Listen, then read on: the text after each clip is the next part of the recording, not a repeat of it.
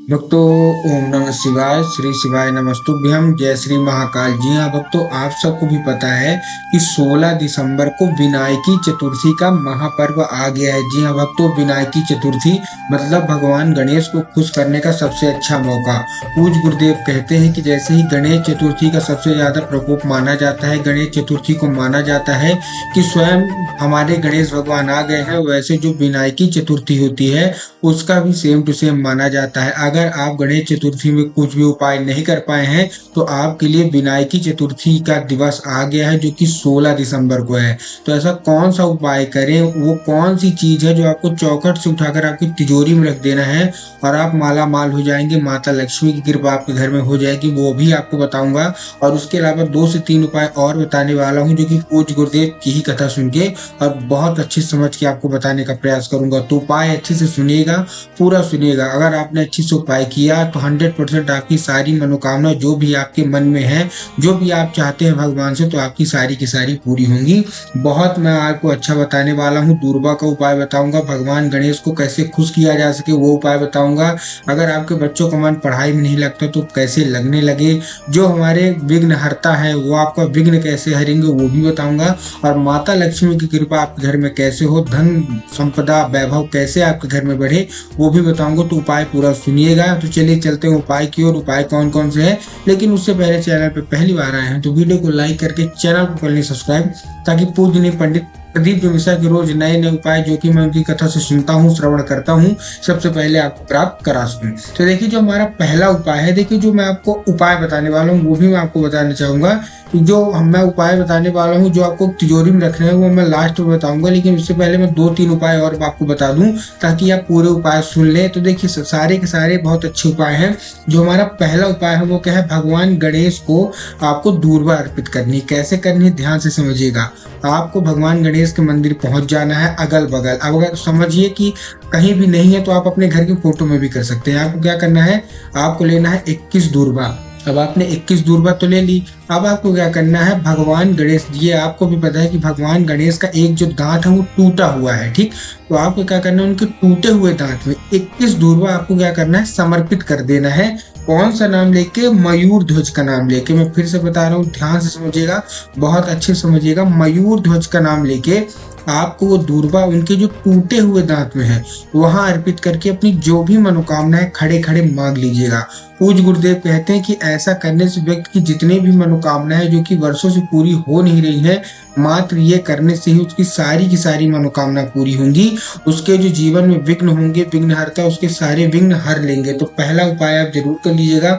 दूसरी बात मैं आपको बताना चाहूंगा, जो विनायकी चतुर्दशी का जो आपको ये उपाय करना है वो आपको क्या करना है, शाम और दोपहर के बीच, मतलब आप 3 बजे से लेकर 5 बजे तक कर सकते हैं।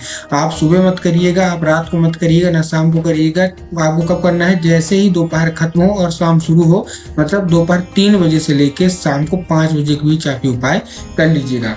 अब जो हमारा दूसरा उपाय है वो धन संपदा से ही रिलेटेड है, और जो तीसरा उपाय है वो भी माता लक्ष्मी से ही रिलेटेड है, धन संपदा से।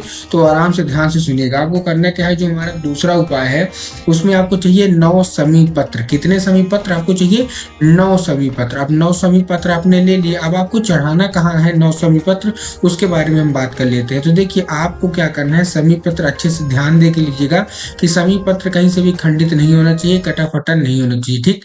अब आपने ले लिया। अब आप ये लेके आपको कहाँ पहुंच जाना है, एक दिया भी लेना है जो कि आपको मिट्टी का लेना है, घी का, गोल बाती का। क्या क्या, आपको एक दिया भी लेना है, मिट्टी का लेना है, गोल बाती का लेना है, उसमें घी होना चाहिए। और आपको 9 समी पत्र लेके कहाँ पहुंच जाना है, शिव मंदिर।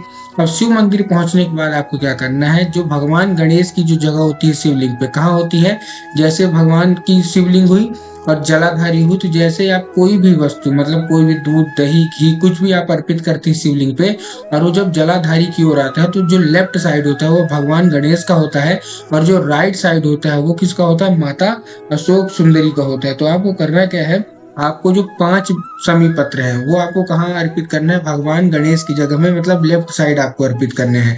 उसके बाद जो 3 समी पत्र हैं वो आपको शिवलिंग पर अर्पित करने हैं। क्या क्या कर दिया, पहले जो आपने 5 समी पत्र है वो आपने कहाँ अर्पित किए, वो आपने भगवान गणेश को अर्पित किए।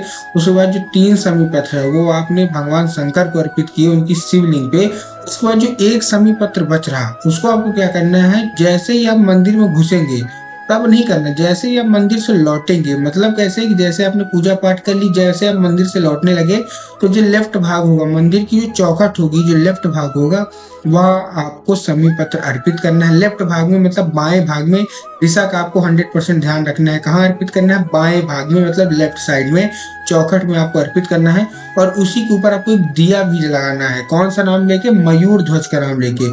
पूज्य गुरुदेव कहते हैं कि जो भी महिला या पुरुष कोई भी इंसान ये उपाय करता है उसके घर में भगवान शिव की कृपा होती है, भगवान गणेश की कृपा होती है, और जो भी उसके जीवन में कर्जा है, बहुत तंगी है, वो भी दूर होती है। तो ये उपाय आपको अवश्य कर लेना है। अब हम आते हैं तीसरे उपाय की ओर, जो कि सबसे मेन उपाय है, जो कि माता लक्ष्मी को आकर्षित करने के लिए उपाय है। क्या करना है, कैसे करना है, ध्यान से समझिएगा। बहुत ही सरल सा उपाय मैं आपको बताने वाला हूँ। कैसे करना है देखिए। आपको क्या चाहिए? आपको चाहिए दूर्वा। कितनी दूर्वा? आप 5 दूर्वा ले लीजिए। अब 5 दूर्वा लेने के बाद आप क्या करना है, ध्यान से समझिएगा। आपको पहुंच जाना है भगवान गणेश के मंदिर। अब अगल बगल आपके भगवान गणेश के मंदिर है तब तो अच्छी बात है, लेकिन अगल बगल आपके घर के पास सपोज करिए आपके भगवान गणेश के मंदिर नहीं है, तब आपको क्या करना है, वहीं से चला जाना है शिव मंदिर। शिव मंदिर में जो लेफ्ट भाग है जलाधारी का, वहां भगवान गणेश को अर्पित कर देना है। लेकिन अगर मंदिर अगल बगल है तब तो बहुत अच्छी बात है, आपने अर्पित कर दिया। अर्पित करने के बाद अपनी जो भी मनोकामना है माता लक्ष्मी से, भगवान गणेश से, भगवान शिव से, आपको वहीं खड़े खड़े बोल देनी है, खड़े खड़े मांग लेनी है। आप 5 मिनट तक खड़े रहिए और वो दूर्वा भगवान गणेश को चढ़े रहने दीजिए। उसके बाद आपको दूर्वा निकाल लेना है। निकालने के बाद अपनी मनोकामना के बाद आपको चुपचाप अपने घर चला आना है। घर घुसने से पहले जैसे ही आपकी जो चौखट है, जो दहलीज है, वहां उस दूर्वा को टच कराना है, मतलब छुआना है, रखना नहीं है। इस चीज का आपको ध्यान रखना है कि आपको दूर्वा रखना नहीं है, आपको क्या करना है, केवल टच कराना है। टच कराने के बाद आपको चुपचाप वो दूर्वा लेके अपनी तिजोरी, अलमारी, जहां भी आप लोग पैसा रखते हैं, धन संपदा रखते हैं, वहां रख देना है, माता लक्ष्मी का स्मरण करके। पूज्य गुरुदेव कहते हैं कि जो कोई भी महिला या पुरुष ये उपाय करते हैं कि दूर्वा भगवान गणेश को समर्पित करके अपनी जो दहलीज को टच करा के अपने तिजोरी में रखते हैं, अलमारी में रखते हैं, उनके घर में धन संपदा वैभव की कभी कमी नहीं होती। माता लक्ष्मी स्वयं उनके घर में वास करती हैं। तो उम्मीद करता हूँ आज मैं आपको जितने उपाय बताए आपको समझ में आए होंगे। पहला मैंने आपको दूर्वा का ही उपाय बताया था, जो कि भगवान का जो कटा हुआ दांत है, जो टूटा हुआ दांत है, आपको वहां अर्पित करना है और अपनी मनोकामना मांगनी है। दूसरा मैंने 9 समी पत्र का उपाय बताया, जो कि आपको 5 भगवान गणेश में अर्पित करने हैं, 3 शिवलिंग पे करना है, और उसके बाद जो चौखट है शिव मंदिर की, आपको वहां लेफ्ट साइड में उसके ऊपर एक दिया लगा करना है। और लास्ट जो मैंने आपको उपाय बताया वो 5 दूर्वा का उपाय बताया। तो आपको क्या करना है, एक दूर्वा लेके आना है। 5 आपने चढ़ाई है तो 4 चढ़ी रहने दीजिए, एक लेके उसको घर चले आइए और दहलीज को टच करा के उसको अपनी तिजोरी में रख दीजिए। माता लक्ष्मी का आगमन 100% होगा। तो मिलता हूँ अगली वीडियो में। कमेंट बॉक्स में हर हर महादेव जरूर लिख दीजिए। वीडियो अच्छी लगी वीडियो को लाइक करके चैनल को सब्सक्राइब भी जरूर कर लें।